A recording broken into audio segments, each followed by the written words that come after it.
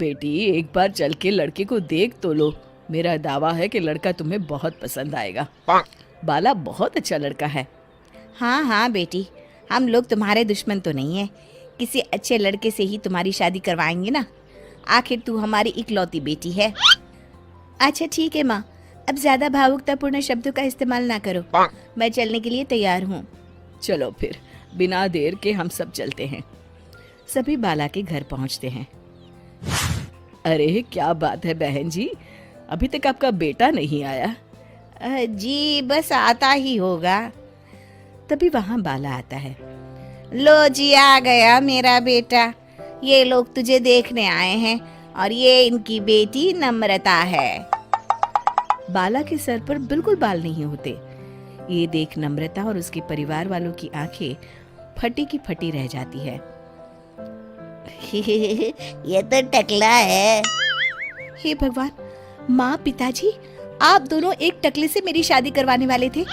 अरे ये तो पूरा उजड़ा चमन है।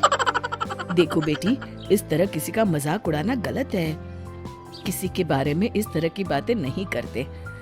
बालों का क्या है, वो तो आते जाते रहते हैं। लड़का टकला है तो क्या हुआ, इंजीनियर है, अच्छा खासा कमाता है। आप चुप रहिए जी। इसकी तरफदारी इसलिए कर रहे हैं क्योंकि आपके भी सर पर बाल नहीं है। मैंने तो आपसे शादी कर ली, मगर मैं अपनी बेटी की शादी एक टकले से बिल्कुल नहीं करवाऊंगी।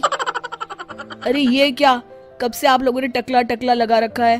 और माफ करना, तुम भी कोई हूर की परी नहीं हो। तुम लोग मेरे घर में आकर मेरी ही बेइज्जती कर रहे हो। निकल जाओ यहाँ से। हाँ हाँ तो जा रहे हैं ना, हमें भी यहाँ रुकने का कोई शौक नहीं है। नम्रता और उसके परिवार वाले उठकर वहाँ से जाने लगते हैं। तभी नम्रता का छोटा भाई जाते जाते कहता है, टकला, तेरा बाप टकला। और इस तरह बाला का रिश्ता टूट जाता है। फिर एक दिन सड़क के किनारे एक आदमी घूम घूम कर कंधी बेच रहा होता है।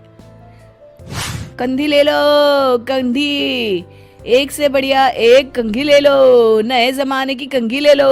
अरे भाई ये ले लो।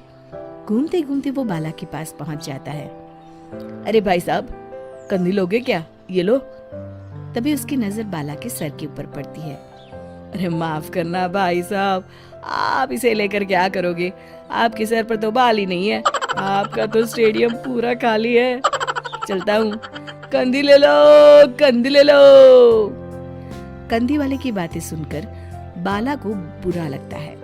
उस समय बाला को ऐसा महसूस होता है कि उसके लिए दुनिया में सबसे कीमती कोई चीज अगर है तो वो सिर्फ बाल है। बाला सड़क पर चलते हुए लोगों के बाल बड़े गौर से दिखता है। चलते चलते बाला एक मंदिर के पास पहुंच जाता है। हे भगवान, तुमने ये मेरे साथ क्या किया? थोड़े से बाल अगर मुझे दे देते तो तुम्हारा क्या चला जाता? सारी दुनिया मेरा मजाक उड़ाती है। अरे भाई, आज पहला इंसान देख रहा हूँ जो मंदिर आकर भगवान से अपने लिए बाल मांग रहा है। बेटा, भगवान ने तुम्हें सब कुछ तो दिया है। अच्छी सेहत है, अच्छी नौकरी है। लगता है तुम्हारी तबीयत ठीक नहीं है। घर जाओ, सब ठीक हो जाएगा। बाला वहां से चला जाता है। घर पहुंचकर बाला खाना खाता है और अपने कमरे में सोने के लिए चला जाता है। फिर सुबह जब बाला सोकर उठता है तो आईने के सामने अपने आप को देखकर हैरान हो जाता है। बाला के सर पर एकदम घने बाल आ जाते हैं। बाला खुशी से झूम उठता है।